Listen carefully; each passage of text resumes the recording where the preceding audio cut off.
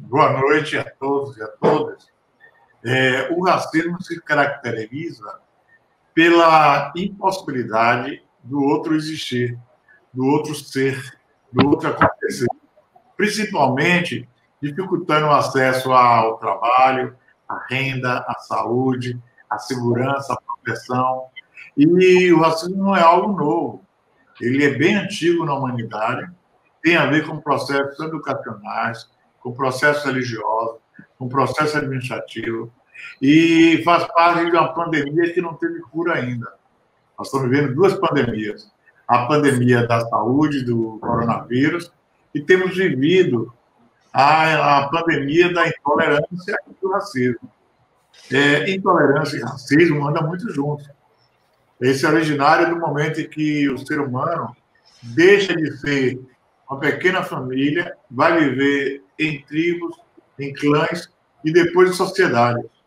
Sempre que teve essas sociedades, teve gente de não gostar de alguém por causa da religião, da cor, do sexo, da aparência, e com isso criou um alto grau de intolerância.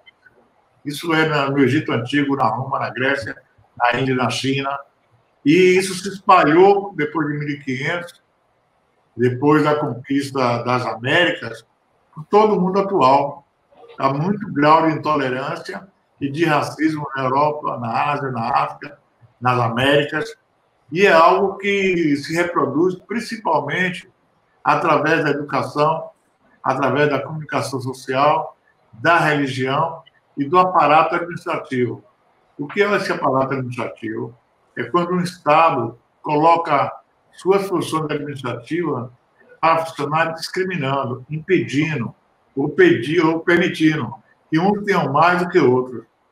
Então, o racismo é hoje uma doença global, atinge jogador de futebol, crianças pequenas, gente na rua, pode permitir a morte, como foi de George Floyd agora nos Estados Unidos, mas também tem sido no Rio, São Paulo, Bahia, impede pessoas de atuar na cultura, na televisão, no teatro, em vários lugares, e, ao mesmo tempo, provoca um dano enorme. Impede as pessoas se conhecerem, impede a economia de um país desenvolver, impede de gerações passarem da pobreza para a riqueza. O racismo precisa ser enfrentado com leis, com ordenamento jurídico, com tolerância, com liberdade religiosa e, principalmente, com educação antirracista. Com certeza.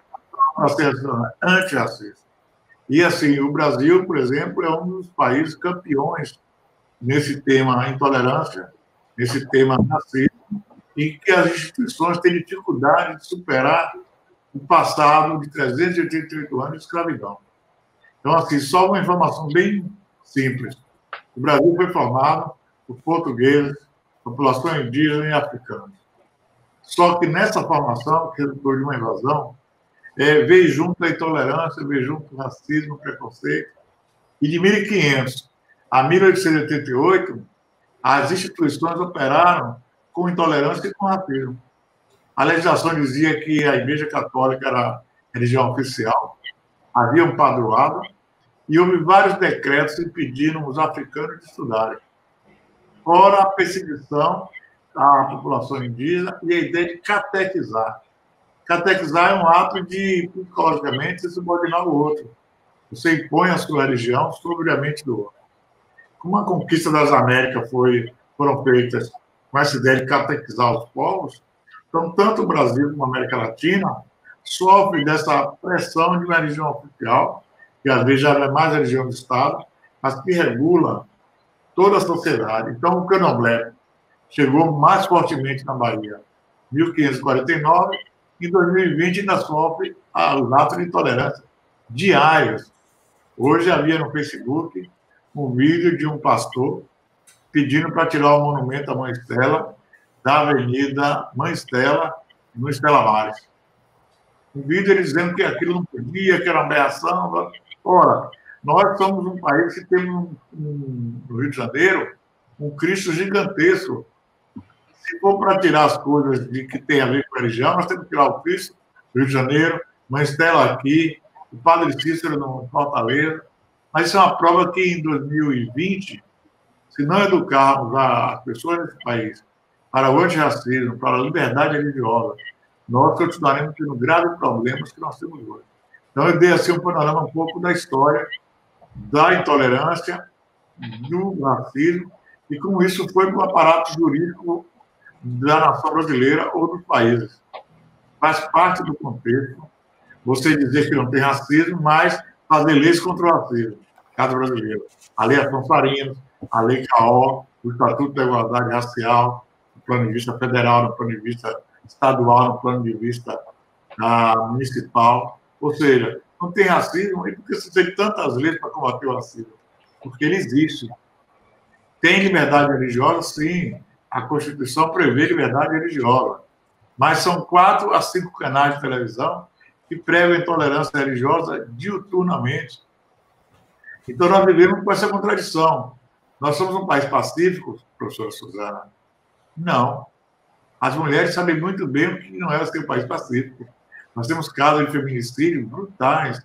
Hoje, um cidadão manteve a esposa 8 anos em cativeiro absoluto. Ela foi encontrada em posição subalterna na casa, não podia telefonar, não saía, pediu socorro. 8 anos de escravidão em 2020. Então, assim, esse é um país que precisa ser passado a limpo. Os Estados Unidos é um país que está sendo passado a limpo. Austrália, África do Sul, alguns países são campeões de intolerância, de racismo e discriminações. Outros são mais suaves, mas tem.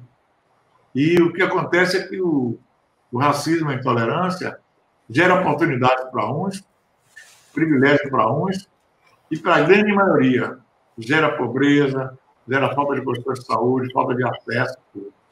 No caso dela, eu quero falar uma coisa para a gente aqui. Os trabalhadores da cultura sofreram uma discriminação brutal agora nessa parada. Foi preciso fazer uma lei emergencial para reconhecer esses trabalhadores, que é quase 3% do PIB nacional, precisava de receber recursos do Estado também e as instituições culturais também, porque se presume que o artista, que o produtor de cultura, ele é apenas alguém da festa. Então, quando se pensou em quem iria receber o auxílio, tudo bem. Os trabalhadores da cultura tiveram que brigar 2 meses para aprovar a lei Aldir Blanc. Isso mostra que não são todos iguais na sociedade. Porque, às vezes, a gente vê o cantor, a cantora, o bailarino, o ator de teatro, a pessoa de circo, como alguém que não é trabalhador. Mas nós estamos sentindo falta da cultura, do teatro, do cinema, das artes, dos shows, dos espetáculos, porque a sociedade não vive mais só para comer. Ela viveu no passado.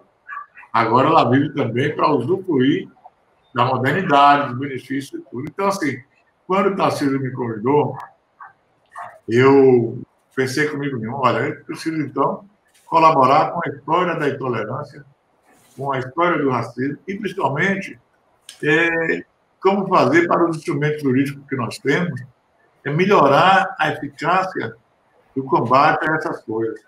Nós temos instrumentos jurídicos já disponíveis. No caso da mulher, a Lei Maria da Penha, a lei agora do feminicídio, no caso das discriminações como um todo, a Constituição é gigante nisso, só que é tudo muito lei para inglês ver, que era uma frase associada ao tráfico de escravos, quando acabou o tráfico de escravos. Não tem mais tráfico de escravos. E toda hora eu chegava na Bahia, no Maranhão, no Rio, nas praias, entrar na Vila Negreiros. Ora, nós temos um feminicídio brutal e temos uma lei dura sobre isso. Mas o delegado, o juiz, sempre libera o agressor por causa da formação machista da sociedade, que também está no agente do direito, no operador do direito, aquele que está na delegacia, aquele que está no judiciário, e termina liberando o assassino da mulher. Dias depois, fulano é assassinado. Então, assim, nós somos uma sociedade moderna, 500 anos dessa versão mais nova. E poderíamos e poderemos resolver muito desses casos. A intolerância religiosa é contra as matrizes africanas. O racismo é contra pobres, negros, ciganos, gente diferente, mas atinge principalmente negros e índios. E a violência estatal, que é do Estado, ela é, na realidade, escondida dentro desses dois itens, porque a maioria dos mortos pela violência policial são negros e negros, são pessoas pobres. Agora, crianças que estão sujeitas às invasões nas periferias do Rio, São Paulo, Salvador, Recife e Fortaleza. Então, assim, essa oportunidade educativa de a gente começar a pensar em mudar isso. Mesmo na tranquilidade das nossas casas, há o trem fora que precisa de ter uma proteção jurídica legal eficiente. Não basta estar nas leis. Aqui um exemplo, a Constituição do Estado da Bahia, de 1989. Tem um capítulo do negro, tem um capítulo da cultura, diz que a Bahia é constituída de maioria de população africana, tem várias leis sobre direitos humanos na Polícia Civil e Militar, mas nos indicadores de matança, disso, daquilo, parece que isso é para jogar fora. E nós lutamos muito nessa condição. Então, está na hora de o ideal brasileiro do direito constitucional, dos direitos humanos, do direito civil, do direito estatal, a realidade. Né? Há 10 anos, na Lei Maria da Penha, os indicativos de violência contra a mulher são brutais. E na quarentena agora, esses indicativos cresceram, mas não são denunciados. Porque uma pessoa pode sair de casa para ir denunciar o agressor. E no caso de violência religiosa, como fazer para que os canais de televisão, que são concessões públicas, parem de agredir outras religiões diuturnamente? Então, tem algumas equações que, de volta para as escolas, e nós lidamos com a escola, nós temos que pensar como os professores, como a coordenação da escola, como um aparato educacional, pode ser um aparato para formar agente antirracista. De 2020 em diante, nós precisamos formar 2 ou 3 gerações antirracistas. Perfeito. Com certeza. E aí, Del? E aí, como é que a gente tem atuado? O João Jorge deu aí um panorama histórico maravilhoso. Obrigado, mestre. Mas é exatamente isso, né? A escravização, a escravidão, né, trouxe mazelas que são repercutidas até hoje sob diversas formas, né? Seja através de um olhar, seja através de uma matança, seja através de uma exclusão do povo negro, do nosso povo indígena, da violação de direitos humanos, e a gente tem aqui no Brasil, como o Jorge bem citou, traduzindo, trazendo para hoje, contextualizando, milhares de exemplos, né? Segundo pesquisas, né, que a gente tem observado, tem constatado aí, a cada 23 minutos, um jovem negro é assassinado, 75% ou mais da população que está nos presídios, dos encarcerados, é de pessoa negra. O índice de mulheres negras, né, que são violentadas, que passam por essa questão da violência à mulher, e o João Jorge citou muito bem aí a Lei Maria da Penha, que já tem um tempo aí que já foi, né, colocada em evidência, criada, e ainda assim os índices de violência à mulher continuam, né?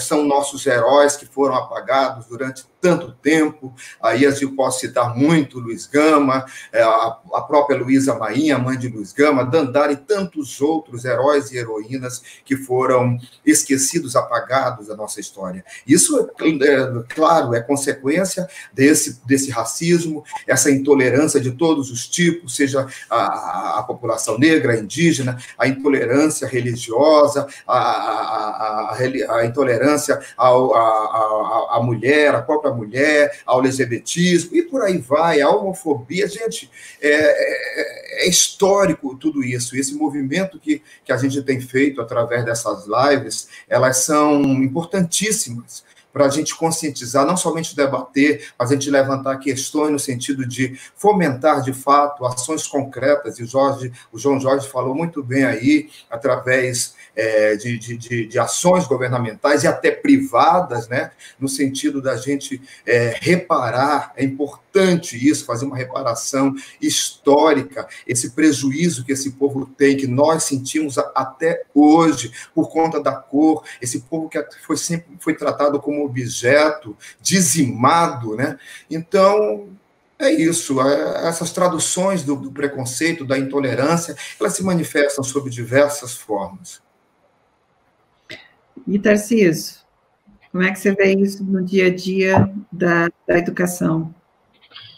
Professora Suzana, novamente, boa noite. Professor João Jorge, Delga 6, maravilhoso ator, boa noite a vocês. O professor João Jorge trouxe para nós uma aula. Eu já me senti aqui nos bancos acadêmicos de direito, toda a sua exposição. O Del colocou aqui todo o aspecto cultural e possível de resgate histórico, né? Então, nós estamos tendo, nesse momento, professora Suzana, uma aula com grande. Na questão do ensino, propriamente dito, eu acho e digo o seguinte: ninguém nasce racista, a pessoa se torna. Ninguém nasce racista. E hoje vivemos um racismo estrutural. Por quê? As entidades, ou seja, os órgãos, ninguém quer saber disso, ninguém cuida. Então, a criança chega na escola e olha para o coleguinha, está brincando, daqui a pouco alguém diz, não quero você brincando com aquele. Aquele é o moreno, é o de pele escura. Então, a criança já começa a aprender que ele não pode ter um amigo negro. Olha o prejuízo na cabeça dessa criança. E aí a gente começa a pensar em nascer o racismo assim, ó, essa criança já começa, opa, aquele é diferente, aquele não pode. Por quê? Aonde começa isso, professora Suzana? A escola tem um papel essencial para reparar isso, para verificar isso. E as instituições, os pais, as instituições de ensino, precisam adaptar o seu projeto pedagógico para essa situação. Quando o professor João Jorge falou, o racismo não começou agora, o racismo já é antigo, tudo, mas isso vem se perpetuando no tempo por conta dessas práticas. E as escolas fecham os olhos. Eu faço uma pergunta aqui, cadê os nossos heróis negros? Cadê a cultura afro-brasileira nas escolas? Qual as instituições de ensino hoje que estão fazendo isso? Né? Eu aproveito aqui para parabenizar tanto o Olodum, porque todo mundo, quando fala no Olodum, pensa na banda. O Olodum tem um projeto belíssimo, belíssimo, para as escolas. Eu já estive em Salvador e pude acompanhar isso. Parabenizo aqui o nosso ator, Delga 6, que resgatou o nome de Luiz Gama, um cidadão baiano que se tornou advogado por conta própria, tá? Autodidata, porque foi proibido de entrar na faculdade pela sua cor, negro. E sozinho libertou mais de 500 escravos. Então, assim, só que foi escondido. Hoje, professor, eu faço um desafio aqui. Pergunte aos advogados, em sua maioria, quem foi Luiz Gama. Vão se lembrar de Rui Barbosa, vão se lembrar de tantos outros, mas Luiz Gama, não. Luiz Gama. E aí nós temos aqui um ator que resolveu, né, pegar essa luta, essa causa e divulgar para o Brasil quem é Luiz Gama. Então, assim, a gente precisa fazer uma reparação histórica, a gente precisa ter o papel das instituições mais definido, que elas abracem isso. Eu fico feliz e, ao mesmo tempo, triste, porque a gente faz uma live sobre isso, poucos escutam, ou alcance que chega, alguns entram aqui e saem aqui, e a gente fica lutando, e aí tem o papel das instituições isoladas. É o Olodum fazendo o papel dele, é o papel ali de um ator, é um papel de um outro guerreiro que está ali tentando levar a causa. Então, assim, o povo negro precisa se unir, é uma coisa que eu acho, minha visão, eu acho que tem que se unir e tem que gritar para essa nação que a gente não aceita mais o racismo. E nós temos aí agora, professora Suzana, o movimento AR, nós temos aí Vidas Negras Importam e tantos outros. Mas precisamos gritar. E conto muito com o seu apoio nessa luta, viu? Principalmente com um programa desse aqui, belíssimo. Não, e a ideia que a gente sempre trabalha é que a gente segue os preceitos da ONU, na Agenda 2030 da ONU. E lá o conhecimento ele é um bem público, ele tem que ser respeitado, e lá está bem colocado na agenda que a gente tem que respeitar a diversidade e lutar, como o João Jorge falou muito bem, contra a violência, aquilo que fica escondido, né? A gente tem muita coisa escondida, a gente parece que tem um mundo ideal, um mundo não real, onde nós temos pré-conceitos que são passados de geração em geração e são incorporados. E, na realidade, a gente tem demora para romper esses pré-conceitos. E aí a gente precisa de muita educação mesmo. Muita educação, como tem no bloco Afrolodum, com a escola lá dentro, com o DEL entrando com a peça dentro das escolas, com a gente trabalhando nos projetos pedagógicos, a questão das diferenças. Eu acho que a diversidade, ela nunca teve tão presente na vida da gente nesse momento de pandemia, porque a gente está recolhido, mas o mundo está dentro da nossa casa, e nós estamos dentro do mundo. Nós temos participantes aqui de Guiné-Bissau, nós temos participantes de Santa Maria, no Rio Grande do Sul, Brasília, Salvador, Rio de Janeiro, do Rio Grande do Sul, do Rio Grande do Norte, o povo está aqui se colocando, e a gente precisa colocar esse mundo que está dentro, mas a gente também precisa mudar o que está lá fora e o que está aqui dentro de casa também. Assista às nossas lives completas nas redes sociais da 2 em 1 Consultoria.